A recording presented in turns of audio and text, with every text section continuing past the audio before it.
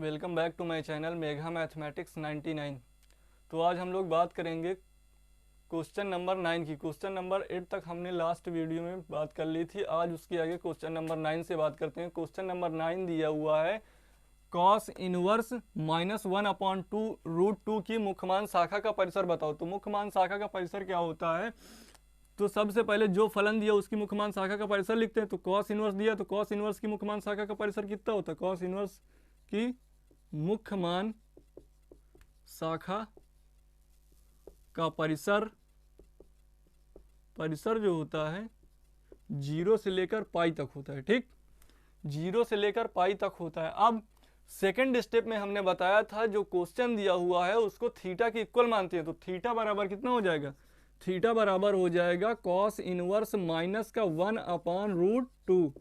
ठीक, अब ये इनवर्स में है हमारा, कॉस इनवर्स है तो इधर आएगा तो क्या हो जाएगा? कॉस थीटा हो जाएगा। कॉस थीटा बराबर कितना बचेगा? इधर 1/√2 माइनस का। अब देखना, देखो माइनस को ध्यान नहीं देना। अब 1/√2 कॉस में कितने का मान होता है? तो कॉस π/4 का मान होता है 1/√2। तो हम यहाँ पर लिख सकते हैं कॉस थीटा बराबर माइनस का cos π/4।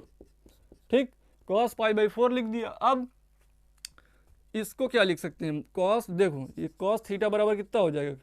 Cos minus cos theta लिखा था तो इसको कॉस माइनस थीटा लिख सकते हैं। तो कॉस π/4 हो जाएगा। अब ये जो थीटा आया इसको देखना है इसके परिसर में बिलोंग कर रहा है कि नहीं कर रहा है। ठीक, तो यहाँ पर क्या है, ये थीटा है -π/4 है और ये है 0 और पाई।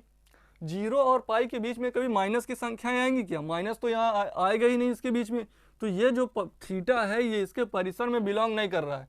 अब हम क्या करेंगे कि इसको चेंज करेंगे। इसको हम देखेंगे कि ये जो माइनस कॉस है, कॉस सबसे पहले किस चतुर्थांश में माइनस होता है? माइनस में होता है। तो देखो यहाँ 0 होता है, ये π/2 होता है, ये कितना होता है? पाई। ठीक, अब जो है कॉस पहले चतुर्थांश में तो देखो ऑल पॉजिटिव होते हैं। जितने भी त्रिकोणमिति फलन है पहले चतुर्थांश में सारे पॉजिटिव हो जाएंगे। दूसरे वाले में क्या करेंगे? दूसरे चतुर्थांश में हमारा कॉस जो होता है निगेटिव होता है, क्योंकि साइन और कॉसेक दूसरे चतुर्थांश में पॉजिटिव होते हैं और जितने भी त्रिकोणमिति फलन है क्या हो जाएंगे? सब निगेटिव। तो यहाँ पर कॉस हमारा निगेटिव हो जाएगा। अब पाई से जब कुछ माइनस करेंगे तभी तो सेकंड चतुर्थांश में देखो यहाँ निगेटिव हो रहा है हमारा कॉस। तो हम क्या करेंगे? पाई से कुछ माइनस करेंगे तभी तो ये दूसरे चतुर्थांश में पहुंचेंगे। ठीक, तो यहाँ से हो जाएगा कॉस थीटा बराबर cos pi minus π/4। Pi minus π/4, pi से ही क्यों घटा रहे हैं? क्योंकि दूसरे चतुर्थांश में हमारा निगेटिव होता है कॉस।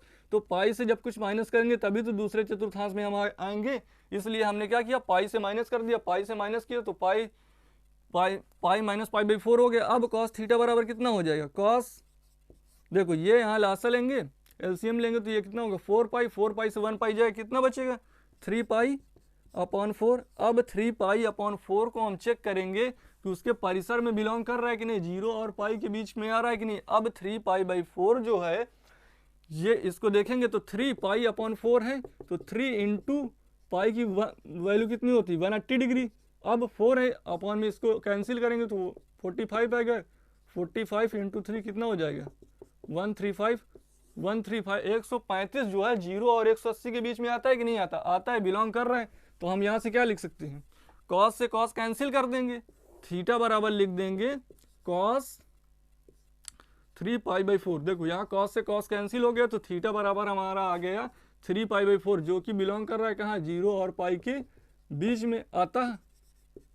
अतः कॉस इनवर्स 1/√2 का जो मुख्य मान निकल के आया है, मुख्य मान है 3π/4 आया है। This will be your answer. Pause the video, note it down.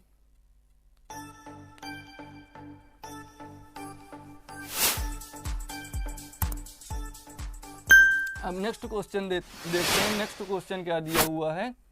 Cosec inverse -√2। Cosec inverse -√2 दिया हुआ है।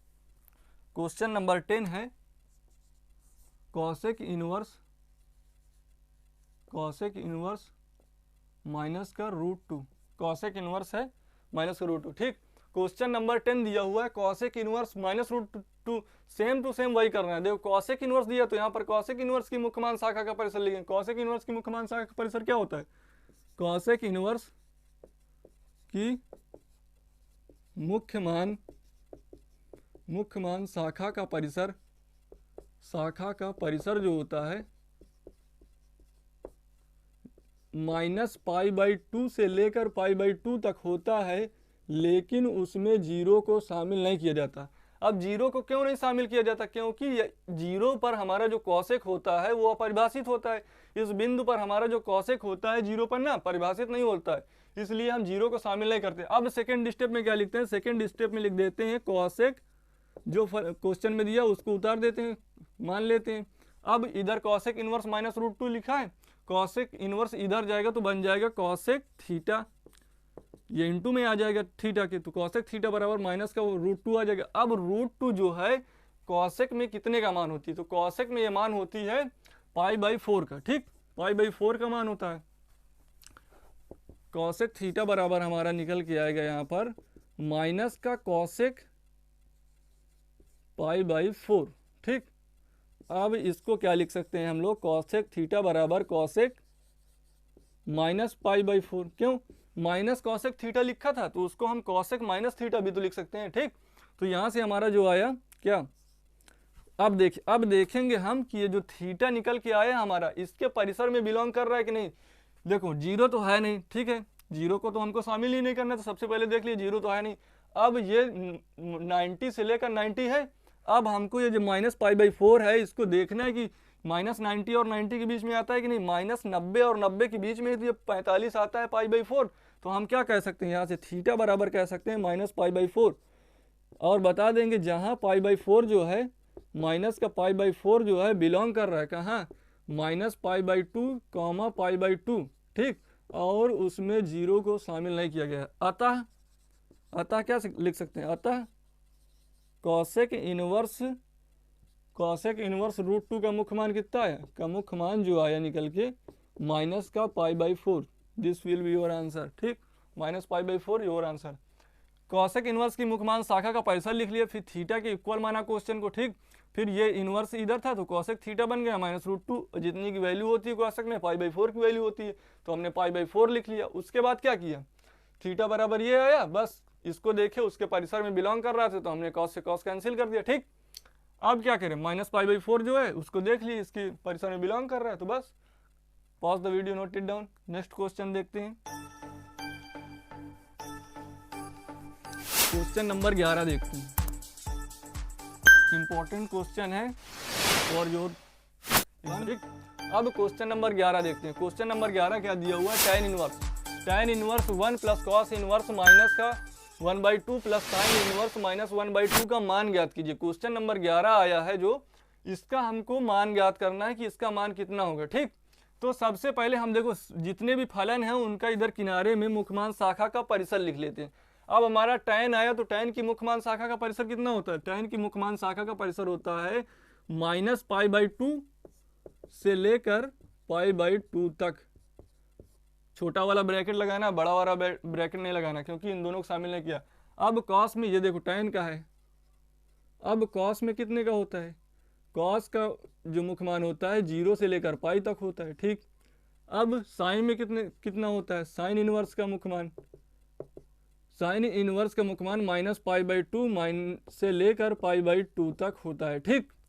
देखो यहाँ और यहाँ में अंतर, यहाँ छोटा ब्रैकेट लगा, यहाँ बड़ा ब्रैकेट लगा, मतलब इनको शामिल नहीं किया गया, इनके बीच की वैल्यू की बात की गई। लेकिन यहाँ से लेकर यहाँ तक की वैल्यू की बात की गई, क्योंकि बड़ा ब्रैकेट है तो इन दोनों को शामिल भी करना है, ठीक। अब बात करते हैं क्वेश्चन की। अब क्वेश्चन में देखो ये tan इनवर्स है, tan इनवर्स लिख दिया। अब ये 1 कितने का मान होता है? कॉस में π/4 का, वो tan में कितने का मान होता है? tan में π/4 की वैल्यू होती है 1, ठीक, ये लिख दिया। अब प्लस का कॉस इनवर्स है तो कॉस इनवर्स लिख दिया। अब माइनस है तो माइनस लगा दिया। अब 1/2 कितने का मान होता है? तो ये मान होता है π/3 का, π/3 का मतलब 60 डिग्री का होता है, तो यहाँ पर लिख सकते हैं cos π/6, π/3, क्योंकि 60 डिग्री का होता है ना, तो π/3 लिख दिया। अब प्लस का साइन इनवर्स है, साइन इनवर्स लिख दिया। अब माइनस का साइन में 1/2 कितने का मान होता है? कॉस में तो π/3 का मान होता है, लेकिन साइन में होता है π/6 का मान, तो ये हो जाएगा माइनस का π/6, ठीक, ओके। अब देखो ये इसको थीटा को देखो, अब इस थीटा को देखो जो पाई बाई 4 लिखा है, पाई बाई 4 जो है देखो इधर tan है, तो tan में देखेंगे ये इसकी मुख्यमान शाखा के परिसर में बिलोंग कर रहा है कि नहीं।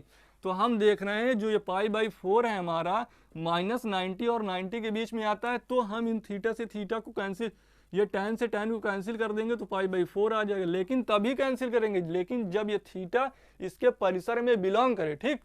तो यहाँ से प्लस हो जाएगा। अब कॉस इनवर्स इसको क्या लिख सकते हैं, पहले और सॉल्व करते हैं, इसको लिख सकते हैं कॉस माइनस का पाई बाई 3, ठीक, प्लस साइन इनवर्स यहाँ लिख सकते हैं साइन माइनस, देखो साइन माइनस साइन थीटा लिखा तो इसको साइन माइनस थीटा लिख दिया, कोई दिक्कत, ठीक। अब क्या करते हैं, देखो इधर से लिखते हैं, ये पाई बाई 4 है लिख दिया। अब यहाँ देखते हैं, ये देखो थीटा जो है कॉस है, तो कॉस की मुख्यमान शाखा का परिसर हमने यहाँ लिख रखा है, 0 और पाई के बीच में होता है, ठीक, 0 और पाई के बीच में होता है। तो देखो ये माइनस पाई बाई 3 है, माइनस पाई बाई 3 तो कॉस की मुख्यमान शाखा के परिसर में बिलोंग ही नहीं कर रहा, क्योंकि ये 0 और 180 के बीच में हमारा जो माइनस वाली संख्या है तो आती ही नहीं, तो लेकिन ये माइनस है तो आएगा ही नहीं, तो इसको क्या करेंगे, सॉल्व करेंगे। अब हम देखेंगे ये जो कॉस होता है किस चतुर्थांश में, सेकंड पीछे वाले क्वेश्चन की तरफ, किस चतुर्थांश में निगेटिव होता है, दूसरे वाले में हो सकता है, होता है, तो इसको हम क्या लिख सकते हैं, cos pi minus pi by 3 कर सकते हैं, ठीक, प्लस अब ये sine inverse sine minus pi by 3, अब माइनस पाई बाई 3 जो उसके परिसर में बिलोंग कर रहा है, उसके परिसर में बिलोंग कर रहा है, तो यहाँ से साइन कैंसिल कर सकते हैं, यहाँ पर हमारा आ जाएगा पाई बाई 6 आ गया, ठीक। अब क्या करेंगे, यहाँ पर हो जाएगा पाई बाई 4 प्लस कॉस से कॉस कैंसिल हो जाएगा, यहाँ एलसीएम लेंगे, देखो अभी नहीं कैंसिल करते हैं, एक बार और लिख लेते हैं, क्यों, क्योंकि अभी चेक करेंगे ना, यहाँ से एलसीएम लेंगे 3 पाई हो जाएगा, 3 पाई से 1 पाई जाएगा तो 2 पाई अपॉन 3 आ जाएगा, ठीक। यहाँ पर आया माइनस का पाई बाई 6, ठीक। अब देखते हैं जो 2 पाई बाई 6 है उसके परिसर में बिलोंग कर रहा है कि नहीं कॉस वाली इसमें, तो क्या करते हैं 2 पाई बाई 3 इधर लिखते हैं, 2 इंटू पाई का मान कितना होता है 180 डिग्री, ठीक, पाई का मान 180 डिग्री अपॉन 2, ठीक। अब 2 से वो 3, अब 3 से इसको कैंसिल करेंगे, 3 18 6 दूनी 120, 120 जो है 0 और 180 के बीच में आता है, तो यहाँ से हम कॉस से कॉस कैंसिल कर देंगे, पाई बाई 4 आ जाएगा यहाँ पर, प्लस का कॉस से कॉस कैंसिल तो 2 पाई बाई 3 आ जाएगा यहाँ पर, माइनस का पाई बाई 6, ठीक। अब इसको इरेज कर देते हैं। अब देखो इधर सॉल्व करते हैं, ये देखो पाई बाई 4 है तो इसको पाई बाई 4 लिख लेते हैं, प्लस का 2 पाई बाई 3 है, 2 पाई बाई 3 माइनस का पाई बाई 6 है, पाई बाई 6। अब एलसीएम लेंगे, इन दोनों का एलसीएम कितना आ गया, तीनों का, तो 12 आ जाएगा, 4 नहीं 12 तो 3 पाई हो जाएगा, प्लस का 3 चौक 12, 4 दूनी 8, 8 पाई हो जाएगा, ठीक। 6 दूनी 12 माइनस लगा है तो माइनस लगा दिए, कितना हो जाएगा 2 पाई हो जाएगा। अब 8 और 3 कितना हो जाएगा, 8 3 मतलब 8 3 हो जाएगा 11, और 11 से 2 जाएगा कितना बचेगा 9, 9 पाई आ जाएगा बटे 12, 3 3 9, 3 चौक 12, तो हमारा आंसर आया 3 pi by 4। This will be your answer, मतलब इतने tan inverse 1 cos inverse -1/2 sin inverse -1/2 का मुख्य मान जो निकल के आया या जो मान है 3 पाई बाई 4 आया है, यही आपका आंसर है, ठीक। तो तब तक मिलते हैं नेक्स्ट वीडियो में, तब तक के लिए धन्यवाद। चैनल को लाइक शेयर सब्सक्राइब करना ना भूलें, और जो क्वेश्चन समझ में ना आए तो उसको कमेंट बॉक्स में कमेंट करना, और तो वीडियो नोट इट डाउन। तो मिलते हैं नेक्स्ट वीडियो में, तब तक के लिए धन्यवाद।